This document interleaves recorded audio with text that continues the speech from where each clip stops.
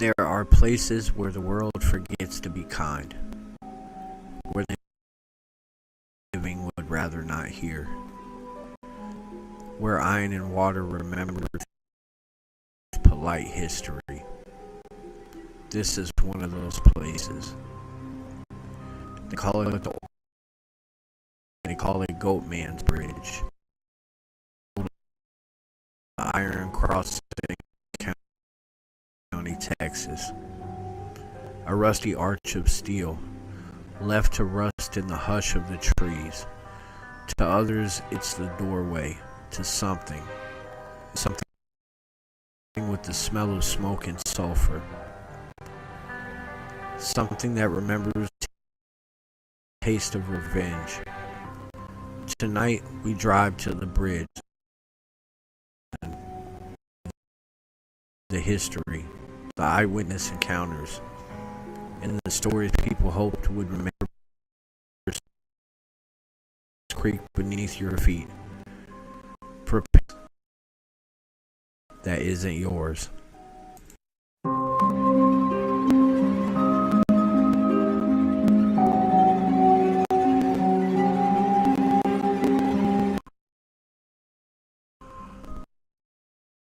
Was built in the late 19th century by the King Iron and Bridge Manufacturing Company.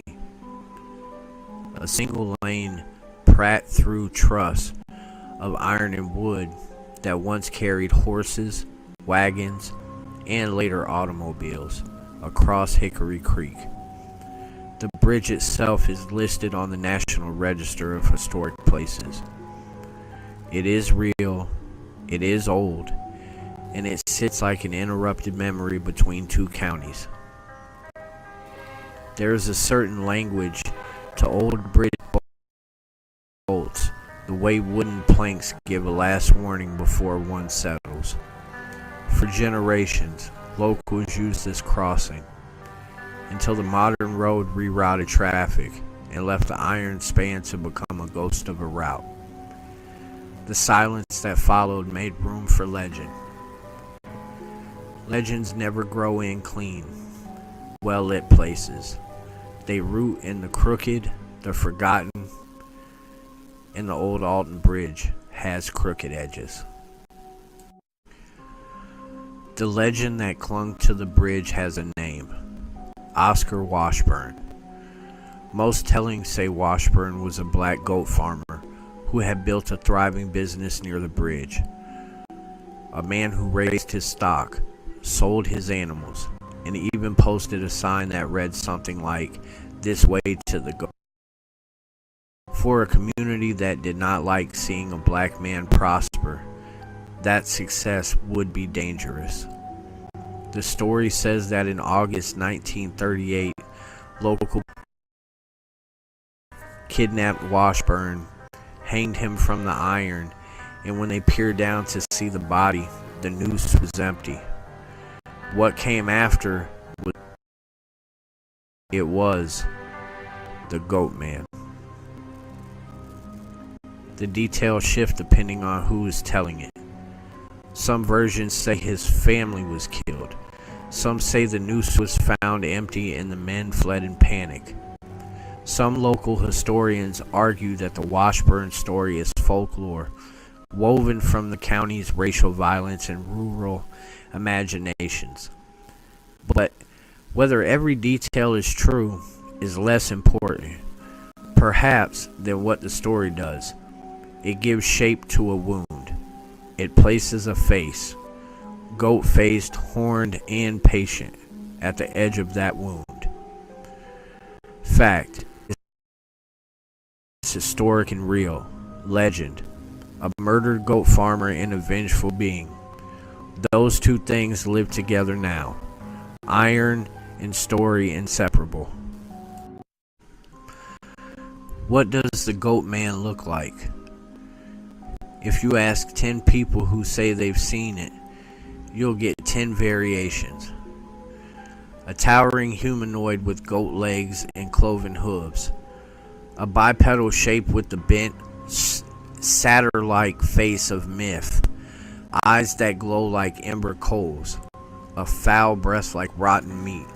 Hands, large, calloused, quick as a hunter's. Some say it's half man, half goat. Others call it outright demonic. Most agree on one thing: it is not entirely human. Picture the bridge at night. Your headlights sweep the iron skeleton. You stop at the center. Power down your engine, and the world is suddenly small. Just you and the river's hush. You laugh. The sound is dull and somewhat final. Then, from the trees, a pair of yellow lights, not a reflection, not a headlamp. Two slow, deliberate stand. The hair on your arms snaps to attention. You turn the engine over, but before you can move, the lights are on the other side of the car. A pressure against the trunk like a child's trembling hand pushing your spine down. The glass. Something whispers your name. These are the whispers of 1,000 versions of the encounter. People touched, pushed, pulled, scratched, or found strange marks on their vehicles.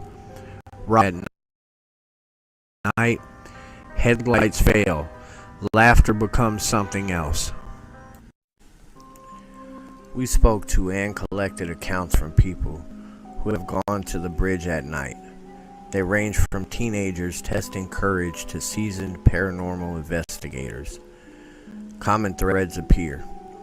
People who turn their lights off on the bridge say something met them in the dark. Shrieks and animal sounds come from the tree line. Cars are rocked.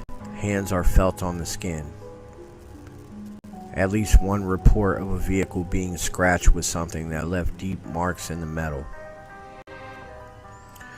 I drove down alone, one woman told a local reporter. I shut my lights off like the story said. I felt the car move weight on the back bumper. Then there was this breathing. Not mine, close to my ear. I saw the eyes. They were yellow. The thing stared right at me. Then it was gone. Skeptics argue for hoaxes, for teenagers with masks, for the suggestibility of a group primed by local legend. That counting of scratches and missing time and bright-eyed silhouettes is a conversation we must have. But then there are the reports that don't serve a prank. Physical mark, automotive dents, and the way animals react when people return from the woods, frantic, trembling, unaccounted for. Old Alton Bridge has become a destination for ghost hunters and for shows that chase the internet's attention. Paranormal teams have filmed here. BuzzFeed Unsolved did a segment. Ghost hunting crews have set up EVP rigs and infrared cameras, and some teams claim their equipment picked up unexplained movement, radio interference, and recordings of low, guttural sounds when investigators were alone. Popularity among paranormal shows has only fed the legend. It's important to remember cameras pick up shadows, environmental noise. People bring expectations with them. But the bridge keeps attracting people. Not because of proof alone, but because of something the place does to the imagination. One late night clip, headlights off, a single flashlight wobbling, catches a shape between the trees. It's only seconds long. A silhouette stepping into the faint beam and then vanishing. Around that clip, rumors form. A forum nearby says their ghosts act strange. Flyers warning tourists, do not go alone. Legends are never purely entertainment. They sit on top of the land's memory. In this case, woven into the Goat Man tale are threads of racial terror, A prosperous black man lynched, the Klan's presence, and a community's refusal to reckon with violence. Journalism and local historians have noted this connection and argued that the legend is part folklore and part painful historical echo. The bridge was a crossing point, and what we call it now is a crossing between the past's cruelty and the present's nightmares. When people speak of figure, they are tapping into a narrative older than the bridge. A wrong done returns in a form the wrongdoers cannot understand. The same narrative fuels many monstrous tales. The idea that injustice transforms into something that cannot be bargained with. If you decide to visit, and many do, despite every warning, go early in daylight first. Watch how the light softens the rust. Hear the creek whisper over rocks. But when the sun drops, the place changes. A group of 4, 2 inside the car, 2 outside filming. They knock 3 times. The bridge answers with a hollow clang. An unseen weight presses on the car roof. Something circles the vehicle, leaving hoof prints on the dusty track. The 2 outside walk back to the drivers with wide, blank eyes. Their videotape shows a smear of light, a vertical streak of fur, a low moan. On their camera's audio, there's a voice, not human, a kind of grinding hiss, and behind it, a whispered name. They leave. One of them never returns for another trip. We do not include that clip here, but we play the memory of it. Some legends burn out under the hard light of day. Others persist because the place itself harbors something the living cannot ignore. Guilt, grief, unanswered violence. Old Alton Bridge is both archive and altar. It is iron and water, in the way a community remembers or refuses to. If the goat man exists as a creature, he is patient. If he is a story, he is necessary. Either way, when you stand on that old bridge and the wind does not move, and you feel a breath at your neck that wasn't there a moment before, remember that the land keeps its own balance. Do you believe in monsters, or do you believe in the reasons we make them? Maybe the difference is small. We leave you with one last warning. Don't turn your lights off, no matter who dares you. Don't knock 3 times. And if you hear hoofbeats behind you in the night, don't turn around. Because whatever waits at Old Alton Bridge has already learned how to wait.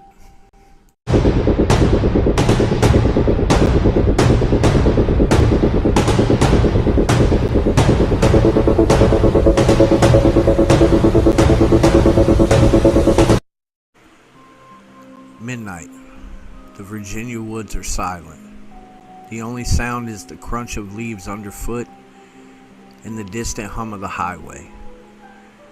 You've walked down this desolate road for what feels like hours, your flashlight beam cutting through a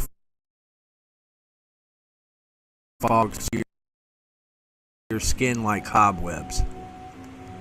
Ahead, the shadow of a bridge looms in the distance. A squat concrete overpass that doesn't look like much at daylight, but right now it feels like a gateway. They call it the Colchester Overpass, but to locals, it has another name, the Bunnyman Bridge. They say if you're here at the stroke of midnight, especially on Halloween, you might see him.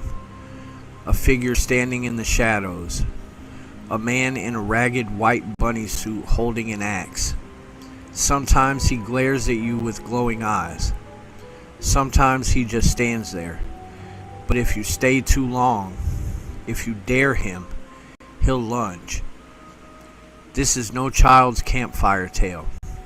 This legend has roots in real events, reports from police files, witness testimony, newspaper clippings that prove something happened here. But like all legends, it grew darker, stranger, and far more terrifying as the decades passed. The Bunny Man is more than just a story. He's become a symbol of the blurred line between fact and fiction, the comfort of the familiar twisted into horror, and the terrible, gnawing feeling that someone or something is always watching. Tonight, we'll dig into the chilling true crime origins of the Bunny Man.